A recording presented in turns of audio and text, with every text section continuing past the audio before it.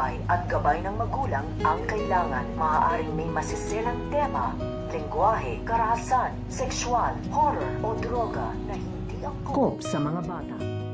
Magkakaroon na naman ng problema ito nga si Ramon at ito nga si Don Julio dahil sa pagtakas nga nito nga daw ni Edwin, dahil nabalitaan na nga nila dito ang ginawang pagtakas ito nga daw ni Edwin. Kaya nag-aalala nga dito ito nga si Don Julio dahil baka maging sagabal nga daw o maging problema nga daw ito nga daw si Edwin sa kanilang mga negosyo, dahil alam nga ni Edwin ang tungkol nga dito nga daw sa kanilang negosyo. Kaya nga ito nga si Ramon ay pinapakalma nga dito itong ang kanyang ama na ito nga si Don Julio na wag na nga daw itong mag-alala dahil siya na nga daw ang bahalang humanap dito nga daw kay Edwin upang iligpit na nga daw ito at patahimikin, dahil hindi na nga daw pwedeng magtagal ito nga daw si Edwin dahil baka maging problema nga daw nila ito pagdating nga daw ng araw. So pakakaabangan nga natin dito ang paghahanap nito nga ni Don Julio at nito nga ni Ramon dito nga kay Edwin. Yan ang ating mga pakakalapukan at pakakaabangan